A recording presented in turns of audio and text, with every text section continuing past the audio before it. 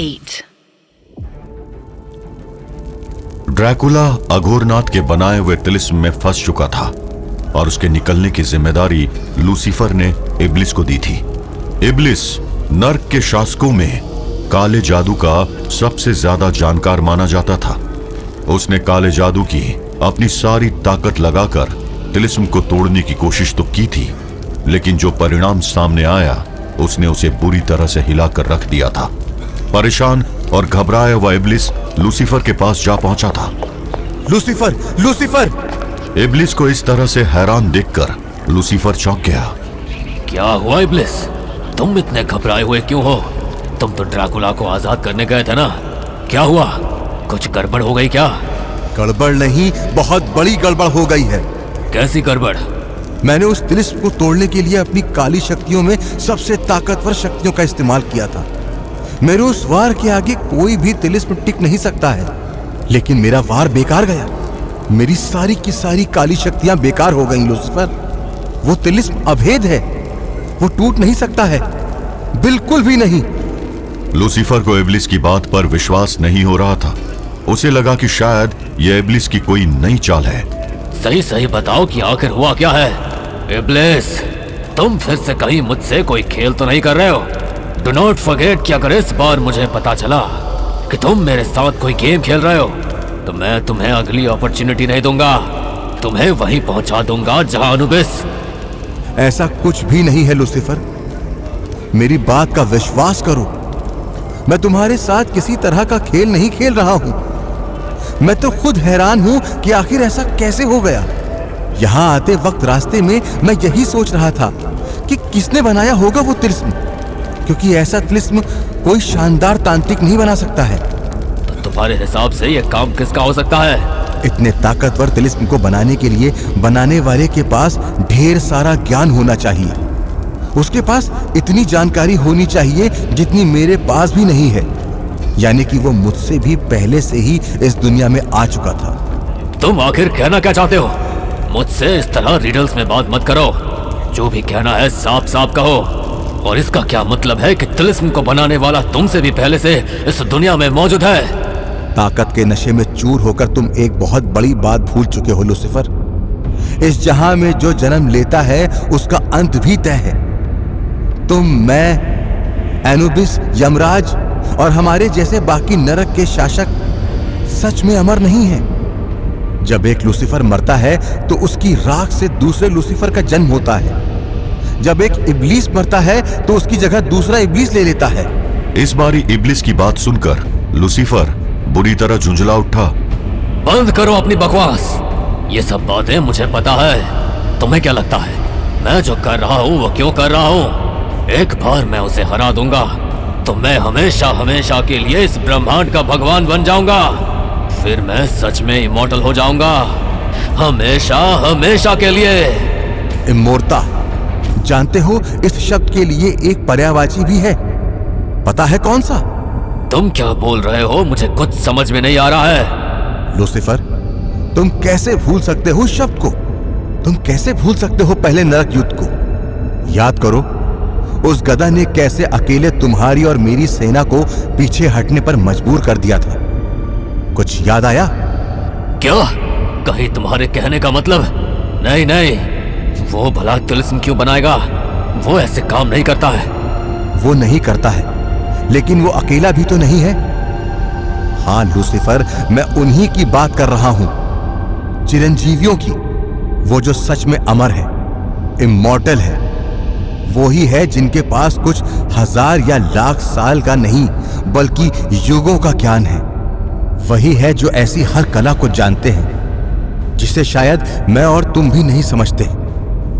ये तिलिस्म चीख चीख कर कह रहे हैं कि इसको बनाने वाला कोई आम इंसान, तांत्रिक, दानव, यक्ष, गंधर्व एक्सेट्रा एक्सेट्रा नहीं है। इसको किसी चिरंजीवी ने बनाया है। फिर आखिर किसने? कौन है वो चिरंजीवी और वो ड्रैकुला से क्या चाहता है? इस बात का जवाब तो मेरे पास भी नहीं है, लेकिन वो जो भी है उससे निपटना आसान नहीं होगा।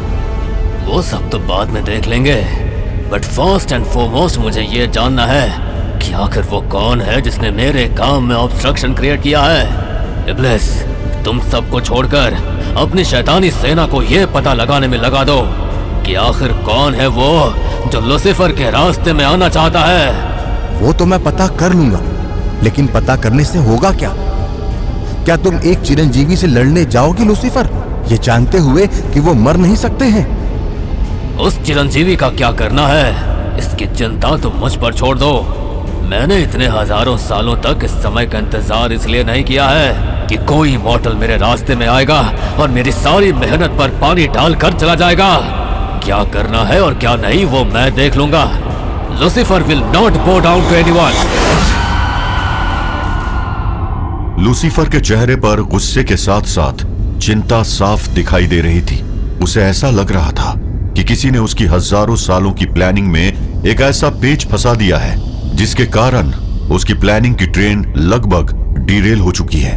इब्लिस वैसे तो लूसीफर के चेहरे पर चिंता की रेखाएं देखकर खुश था, लेकिन उसके दिमाग में भी रह रहकर यही सवाल उठ रहा था कि आखिर ये काम है किसका। नर्क में लूसीफर के इलाके से दूर धर्मराज और चित्रगुप्त भी इसी विषय पर चर्चाएं कर रहे थे। कुछ समझ में नहीं आ रहा है धर्मराज, आखिर क्या चाहिए उस ड्रैकुला से? कुछ समझ नहीं आ रहा है। वो क्या करना चाहता है ये आज तक कोई नहीं समझ पाया, लेकिन ये बात सबको पता है कि अपने लक्ष्य को पाने के लिए वो किसी भी हद तक गिर सकता है। जिसने युद्ध जीतने के लिए दुश्मन के बच्चों तक को मारने से परहेज नहीं किया, उससे किसी भी चीज की उम्मीद की जा सकती है। लेकिन ड्रैकुला से उसे क्या मिलेगा? ये तो आप बेहतर जानेंगे चित्रगुप्त। आपने ड्रैकुला से बात की है। क्या आपको लगता है कि वो उसके स्तर तक गिर सकता है? धर्मराज का सवाल सुनकर चित्रगुप्त कुछ देर गहरी सोच में डूब गए। धर्मराज ने सच कहा था। वो 2 बार ड्रैकुला की आत्मा से मिल चुके थे। कुछ देर तक चित्रगुप्त चुपचाप उन दोनों मुलाकातों को याद करते रहे और फिर जब उन्होंने बोलना शुरू किया तो उनके चेहरे पर चिंता की रेखाएं साफ दिखाई दे रही थी। उसकी आत्मा के चारों तरफ उसके पाप कर्मों का अंधेरा साफ दिखाई देता है, लेकिन अंधेरे के भीतर भी एक हल्की सी रोशनी की किरण नजर आती है। लेकिन मैं पक्के तौर पर यह नहीं कह सकता कि अंत में जीत किसकी होगी, और इस खेल में उसके आने के बाद तो बिल्कुल भी नहीं। इधर चित्रगुप्त और धर्मराज कहानी में आए इस अनएक्सपेक्टेड मोड़ को डिस्कस कर रहे थे। उधर इस पूरे खेल के केंद्र में मौजूद वो अघोरी अपने चेलों को कुछ समझा रहा था। मेरे साथियों, पिछली कई सदियों से हम ये लड़ाई लड़ते चले आ रहे हैं। लड़ाई उन कॉस्मिक पावर्स के खिलाफ जिन्हें हम गॉड, ईश्वर, भगवान, देवता एटसेट्रा एटसेट्रा बुलाते हैं। इन कॉस्मिक पावर्स ने पूरे यूनिवर्स को अपना खेल का मैदान बना रखा है। न जाने कितने युगों से ये खेल चल रहा है। ये जिसे चाहते हैं उसे वरदान देकर महाशक्तिशाली बना देते हैं और फिर जब चाहते हैं उसके साथ चाल करके उसका अंत भी कर देते हैं। ये हमें ये एहसास दिलाते हैं कि इंसान अपने कर्मों से अपनी नियति तय करता है, जबकि सच्चाई ये है कि ये खुद कहीं बैठकर ह्यूमन सिविलाइजेशन का भविष्य लिख रहे होते हैं। इंसानों को फ्री विल का ज्ञान देकर ये सिर्फ मूर्ख बनाते चले आए हैं। इन्होंने स्वर्ग से लेकर नरक तक अपनी व्यवस्थाएं बना रखी है और इंसान इन्हीं व्यवस्थाओं के बीच में जीने के लिए मजबूर है। लेकिन अब और नहीं। It is time to dethrone these cosmic powers and free the humans from their control. We shall be free and the gods shall not conquer us. Nos liberi erimus, nec di nos vincent. Nos liberi erimus, nec di nos vincent. Nos liberi erimus, nec di nos vincent. आज से हजारों साल पहले मैंने इस युद्ध का आगाज किया था। मैंने एक ऐसी संस्था की नींव डाली थी जिसका सिर्फ एक उद्देश्य था, to free the humans from cosmic control. पूरी दुनिया में भटकते भटकते मुझे एहसास हुआ कि ऐसा करने का सिर्फ एक ही रास्ता है, इंसानों को जगाने का, उन्हें सच का एहसास कराने का। और इसीलिए मैंने नींव रखी इल्यूमिनाती की, और इस संस्था का सिर्फ एक गोल था, to illuminate humans out of the darkness of ignorance. मैं जानता था कि ये लड़ाई आसान नहीं होगी। इन कॉस्मिक पावर्स की गुलामी करने वाले इंसानों ने उनके बहकावे में आकर हमारे साथियों के ऊपर अत्याचार किए और आज भी कर रहे हैं। लेकिन ये सदी विज्ञान की है, और विज्ञान ही वो रोशनी है जिससे इल्यूमिनाती ह्यूमन सिविलाइजेशन को रास्ता दिखाती आई है। लेकिन इन कॉस्मिक पावर्स को हराना इतना आसान नहीं है। मैं जानता हूं कि जीत हमारी ही होगी, लेकिन ये लड़ाई कितनी लंबी चलेगी ये शायद कहना मुश्किल था टिल नाउ, क्योंकि अब हमारे पास वो मौका है, अब हमारे पास वो हथियार है जो अगर हमारे कंट्रोल में आ गया तो इस युद्ध को समाप्त होते देर नहीं लगेगी। बस जरूरत है तो हथियार को ये एहसास दिलाने की कि उसका जन्म इसी काम के लिए हुआ है। वो समय मेरे बनाए हुए तिलिस्म में कैद है, और वो तिलिस्म उसे उसके सही रास्ते पर ले जाएगा। और जिस दिन वो हथियार हमारे कंट्रोल में आ गया, उसी दिन इल्यूमिनाती का उद्देश्य पूरा हो जाएगा। और वो उद्देश्य है नोस लिबेरी एरिमस नेक डी नोस विंसेंट। Nos liberi erimus, nec de nos vincent. Nos liberi erimus, nec de nos vincent. न जाने अघोरनाथ क्या करना चाहता था, लेकिन जिस हथियार की वो बात कर रहा था वो और कोई नहीं था। उस हथियार का नाम था काउंट ड्रैकुला।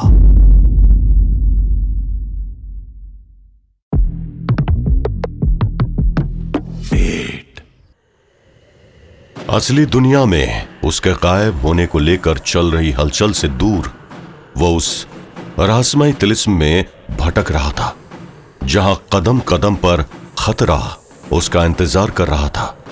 लेकिन शायद तिलिस्म बनाने वाले को यह नहीं पता था कि खतरे भी जिसके नाम से कांपते हैं वो बला है, और उस बला का नाम था ड्रैकुला। Where am I? ये जगह कैसी अजीब है। The air feels so heavy, so tense. What is this place? जहां भी देखो बस डेजर्ट नजर आ रहा है। आखिर इस जगह में अनीता को मैं कैसे ढूंढ पाऊंगा? ड्रैकुला इस अजनबी जगह में भटक रहा था। हर कदम के साथ उसे ऐसा लग रहा था जैसे एक साया उसका पीछा कर रहा हो, लेकिन दूर दूर तक कोई भी दिखाई नहीं दे रहा था। मैं जाऊं तो कहां जाऊं? कुछ समझ नहीं आ रहा है। कुछ भी नहीं। इस रेगिस्तान में अनीता कहां होगी? ना मुझे उसकी आवाज सुनाई पड़ रही है, और ना ही मेरी सुपर सेंस और स्मेल उसकी ट्रायल पिक कर पा रही है। ड्रैकुला बुदबुदाता हुआ चुपचाप एक डायरेक्शन में बढ़ता जा रहा था कि तभी उसे एक आवाज सुनाई दी और वो रुक गया। ड्रैकुला की आंखों के ठीक सामने एक साया प्रकट हो चुका था। उसका रंग बिल्कुल काला था, लेकिन ड्रैकुला उसके आर पार देख सकता था। वो साया हवा में उड़ रहा था और उसके पूरे अस्तित्व में बस उसकी आंखें चमक रही थी, लाल सुर्ख आंखें, मानो उसकी आंखों के कतरों में अंगारे जल रहे हों। स्वागत है Vlad, welcome to the labyrinth of fate. Who are you? तुम कौन हो? And where am I? मैं हूं वार्डन ऑफ शैडोज, यानी परछाइयों का पहरेदार। और तुम हो इस लैबिरिंथ के पहले और आखिरी मेहमान। लैबिरिंथ? आखिरी मेहमान? तो तुम्हें लगता है कि मैं यहां से बाहर नहीं निकल पाऊंगा? I have seen centuries pass by, fought wars, defied gods. कोई मेज या लेब्रियंट मुझे रोक नहीं सकती। ये सिर्फ एक मेज नहीं है व्लाद, ये एक मिरर है, एक आईना जो तुम्हारी अंदर की सच्चाई दिखाएगा। जो झूठ तुमने अपने आप से छुपाए हैं वो यहाँ तुम्हारे सामने खड़े होंगे। Enough riddles, मुझे बस ये जानना है कि अनीता कहाँ है। अगर वो मुझे नहीं मिली तो मैं इस जगह को ही डिस्ट्रॉय कर दूंगा, from one end to another. Dracula की उस धमकी को उस साये ने पूरी तरह इग्नोर कर दिया और आगे बोलने लगा। तुम भटक चुके हो व्लाद, लेकिन ये जगह तुम्हें वो सही रास्ता दिखाएगी जिस पर चलकर तुम्हें समझ आएगा कि तुम कौन हो और तुम्हें क्या करना है। आने वाली हर परीक्षा तुमसे तुम्हारी गलतियों का हिसाब मांगने वाली है व्लाद, तैयार हो जाओ। मैं किसी का हिसाब नहीं देता। मैं ड्रैकुला हूं, इमॉर्टल इंटरनल। तो ये नाटक बंद करो। इमॉर्टल हो तुम, पर अविनाशी नहीं। तुमने अपनी अमरता के पीछे अपनी असली पहचान छुपा दी। तुम्हें लगता है वक्त तुम्हारा दुश्मन है, पर असल में तुम खुद अपने दुश्मन बन चुके हो। खुद का दुश्मन? तो और क्या बोलोगे? ये सब ड्रामा किस लिए? क्या ये एक और ट्रैप है मुझे भटकाने का, जैसे कि पहले मेरी एलिजाबेथ को सामने लाकर कोशिश की थी? ट्रैप नहीं, एक मौका। तुम्हारे अंदर जो अंधकार है उसे समझने का, पर यह समझना आसान नहीं होगा ड्रैकुला। हर कदम तुम्हें तुम्हारे गुजरे हुए फैसलों के सामने खड़ा करेगा। Fine, if this is some kind of trail तो मैं इसे पास करूंगा। No one can defeat me, because मैं यहां अनीता को लेने आया हूं और लिए बिना नहीं जाऊंगा। बहुत ईगो है तुम्हारे अंदर, लेकिन ये तुम्हारे ईगो की बात नहीं है काउंट ड्रैकुला, ये तुम्हारे अस्तित्व की बात है। तुम्हारा जन्म क्यों हुआ, तुम इतने क्रूर कैसे बने, आगे आने वाली हर कहानी तुम्हारे लिए एक संदेशा लेकर आएगी। अगर तुम समझ गए तो तुम अपना सही मकसद पालोगे। अगले ही पल उस साये ने अपने दोनों हाथ उठाकर गोल घुमाने शुरू कर दिए। उसके हाथों की मूवमेंट के साथ ही ड्रैकुला के सामने एक पोर्टल खुलने लगा, जिसके कोने से कोहरा निकल रहा था। ये रहा तुम्हारा पहला दरवाजा, तुम्हें इसके पार जाना है। और अगर मैं जाने से मना कर दूं तो तुम यहीं रहोगे अपनी अंतिम सांस तक, जो कभी नहीं आएगी, क्योंकि अभी तुमने खुद कहा तुम एक इमॉर्टल हो।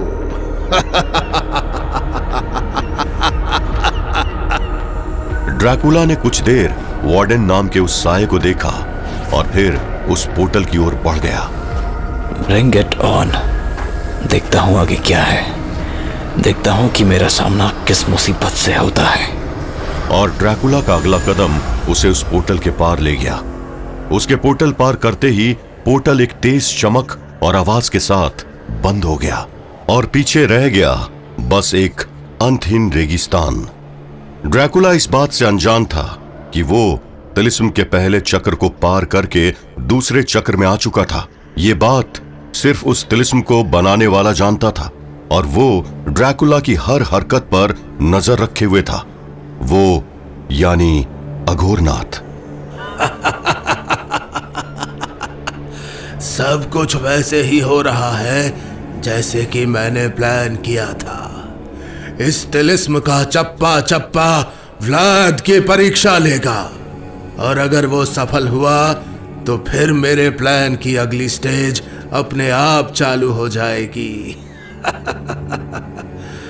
काश कि मुझे पहले से पता होता कि व्लाद कौन है, तो शायद मुझे इतने साल वेट ना करना पड़ता। पर कोई बात नहीं, देर से ही सही, जिस हथियार की मुझे तलाश थी वो मुझे लगभग मिल ही गया है। अघोरनाथ के मन में क्या चल रहा था ये शायद अघोरनाथ के अलावा किसी को नहीं पता था, और ड्रैकुला के साथ क्या हो रहा था ये निश्चित ही अघोरनाथ के अलावा किसी को नहीं पता था। इस सब से दूर वो साधु हमेशा की तरह राम नाम के जाप में मग्न था। जय श्री राम, जय श्री राम, जय जय श्री राम। ध्यान में डूबे उस साधु ने अचानक आंखें खोल दी, क्योंकि उन्हें किसी के आने का एहसास हो गया था। लेकिन उन्होंने पीछे मुड़ के नहीं देखा और आने वाले का स्वागत करने लगे। स्वागत है ऋषिराज, मेरा प्रणाम स्वीकार करें। नारायण नारायण, अंजनी पुत्र को मेरा प्रणाम। कहिए ऋषिराज, कैसे आना हुआ? मैं उससे मिलकर आ रहा हूं। क्या सच में? क्या वार्तालाप हुई आपकी उससे? उसकी सोच में कोई बदलाव आया है क्या? तनिक भर भी नहीं, बल्कि ये कहना सही होगा कि उसकी सोच पहले से और अधिक जहरीली हो चुकी है। उसके जीवन का सिर्फ एक ही उद्देश्य शेष है, आप जानते ही होंगे। द्वापर युग से कलयुग तक वो उस नफरत का बोझ लेकर घूमता रहा है। इतने वर्षों में उसकी नफरत उसके अस्तित्व का एक भाग बन गई है, या फिर ये कहना सही होगा कि उसकी नफरत ही उसका अस्तित्व बन चुकी है। वैसे और क्या जानकारी मिली आपको? कुछ खास नहीं, बस इतना ही समझ आया कि वो कोई बड़ा खेल खेलने की कोशिश कर रहा है, कोई गहरी साजिश जो मानव और देवताओं को एक दूसरे का शत्रु बना देगी। एक ऐसे युद्ध की नींव डालना चाहता है वो, जिसका अंत ब्रह्मांड की व्यवस्था को हिलाकर रख देगा। ऋषिराज की वो बात सुनते ही साधु महाराज चौंक गए। ऋषिराज की बात सुनकर वो साधु गहरी सोच में डूब गए, और फिर जब उन्होंने बोलना शुरू किया तो उनकी आवाज में पहली बार चिंता महसूस हो रही थी। कैसा विकट समय आ गया है। एक तरफ नर्क के भीतर लूसीफर अपनी साजिशों में लगा है, तो दूसरी तरफ वो मानव को देवताओं के विरुद्ध ले जाने की कोशिश में लगा है। शेष मानव तो मानव के रक्त का प्यासा तो सदियों से रहा है, लेकिन इस समय भारत भूमि पर हम मानव के हाथों मानव के शोषण एक बड़े स्तर पर देख रहे हैं। कलयुग का प्रभाव तेजी से बढ़ रहा है। अगर ये सब चलता रहा तो कलयुग हमेशा के लिए अस्तित्व में रह जाएगा, हमेशा हमेशा के लिए। साधु महाराज की आवाज में मौजूद चिंता को ऋषिराज ने भी महसूस कर लिया था।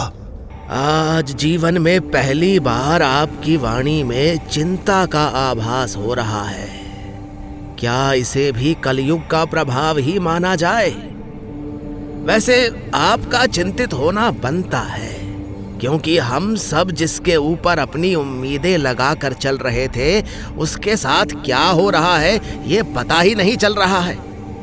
क्या आपके पास कोई सूचना है ड्रैकुला के बारे में? आप तो अष्ट सिद्धि धारक हैं, क्या आपको कुछ? नहीं ऋषिराज, मैं ड्रैकुला को नहीं देख पा रहा हूं। सत्य तो ये है कि वो क्या कर रहा है इसको जानने का मैंने प्रयत्न ही नहीं किया। आपके आने से पूर्व मैं ध्यान लगाकर अपनी सिद्धियों की मदद से उसके तिलिस्म के भीतर देखने की कोशिश कर रहा था, लेकिन उसने इन हजारों सालों में स्वयं को बहुत शक्तिशाली बना लिया है। मुझे और प्रयास करना होगा ताकि मैं उसके तिलिस्म के सुरक्षा चक्र को भेद कर अंदर देख सकूं।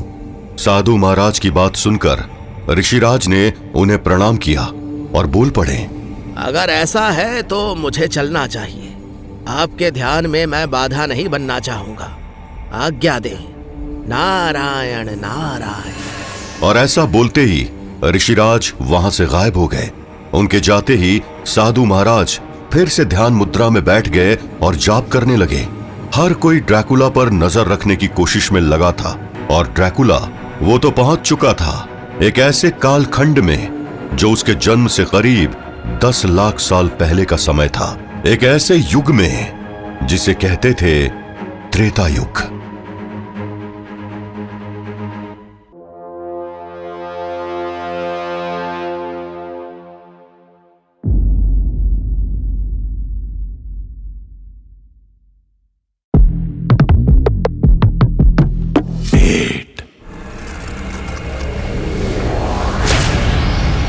ड्रैकुला जैसे ही उस पोर्टल के पार आया, उसने अपने आप को एक अंधेरी काली गुफा के सामने खड़ा पाया।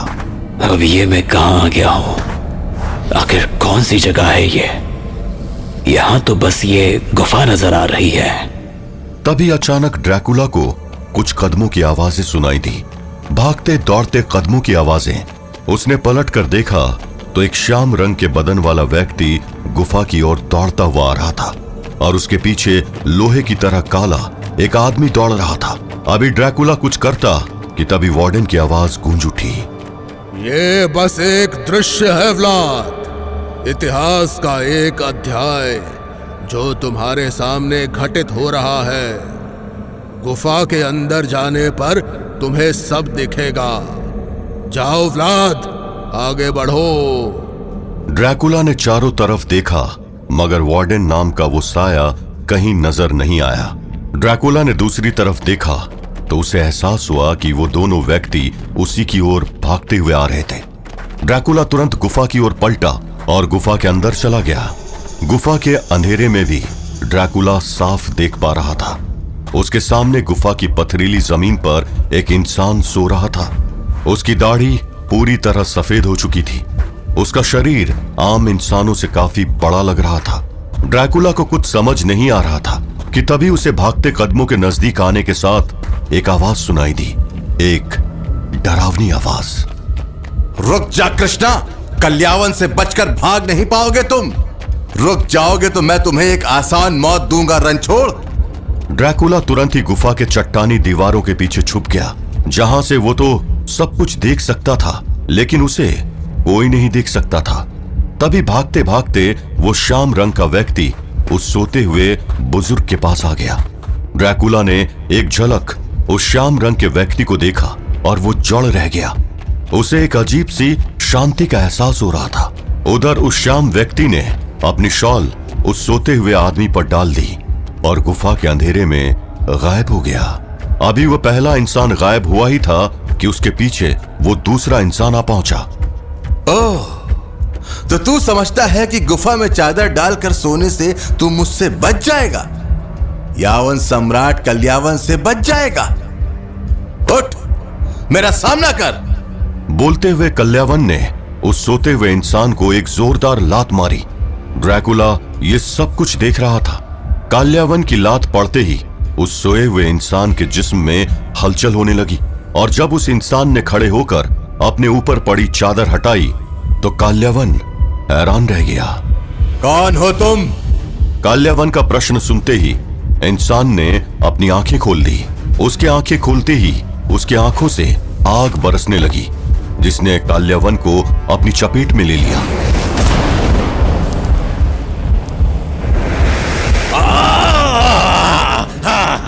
नहीं,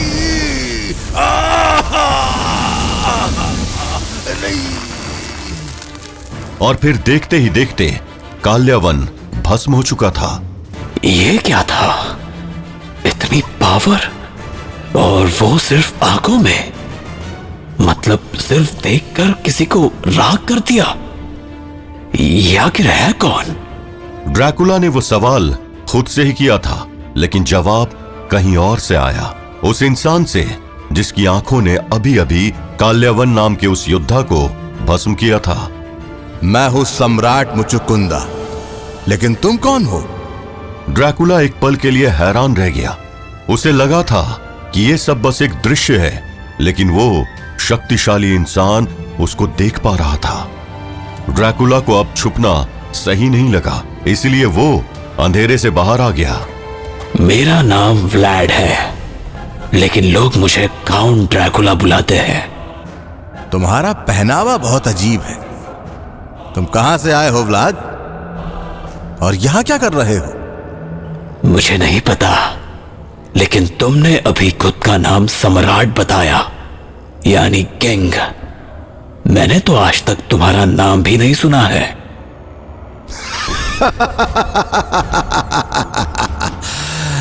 नाम तो मैंने भी तुम्हारा नहीं सुना है, तो क्या इसका मतलब मैं ये मान लूं कि तुम झूठ बोल रहे हो?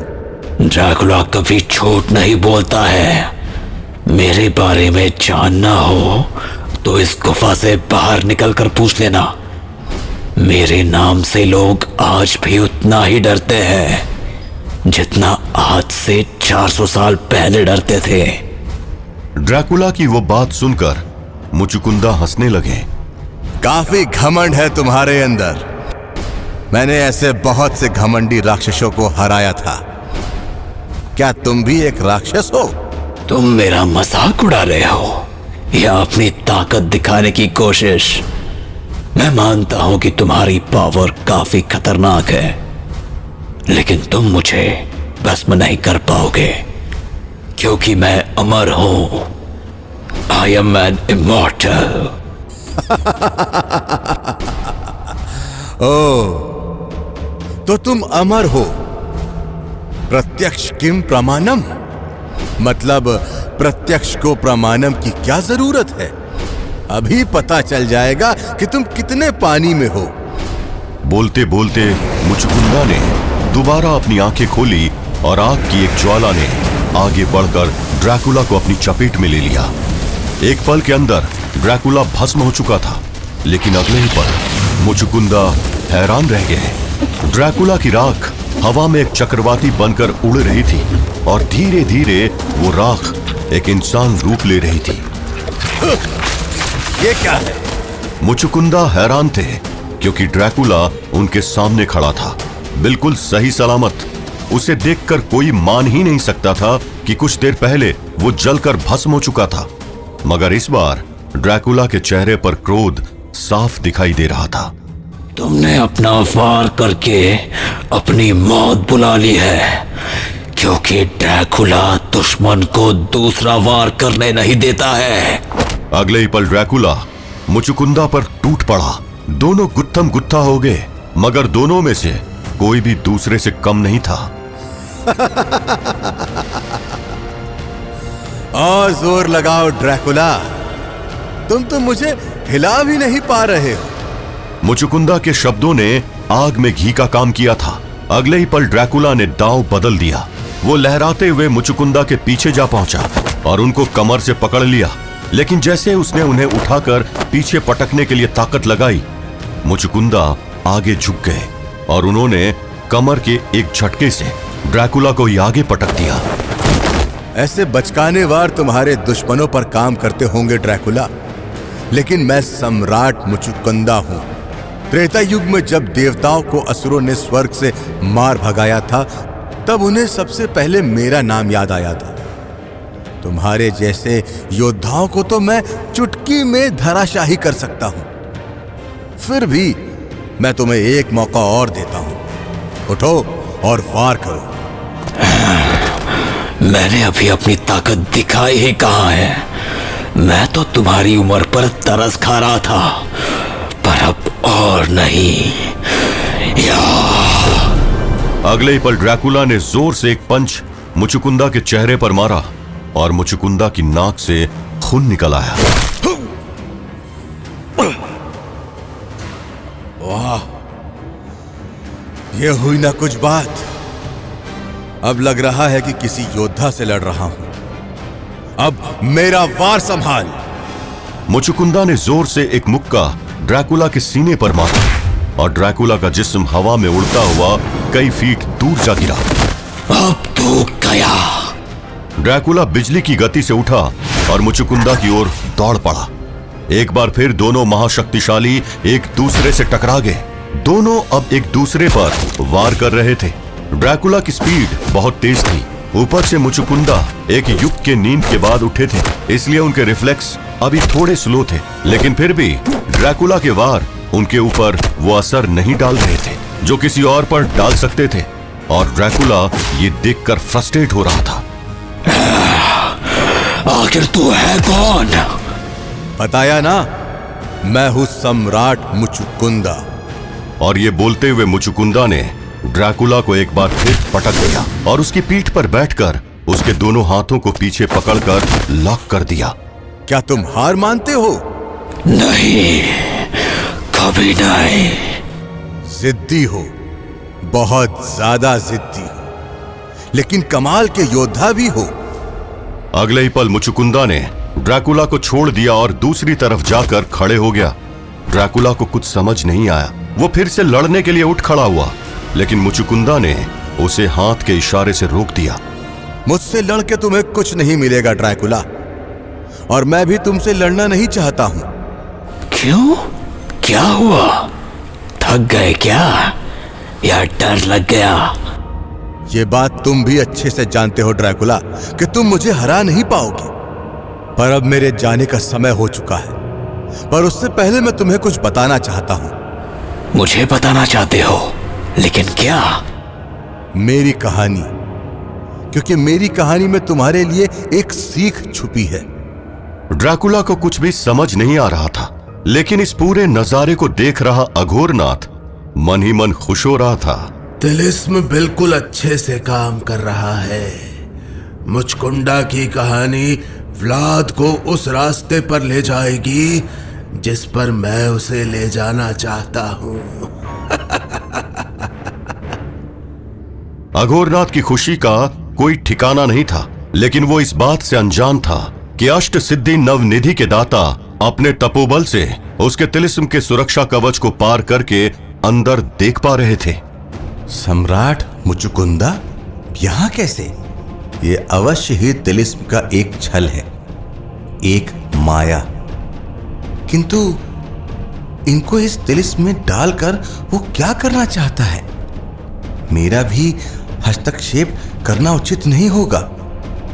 मुझे पहले इस तिलिस्म को और इसे बनाने के पीछे के उद्देश्य को समझना पड़ेगा।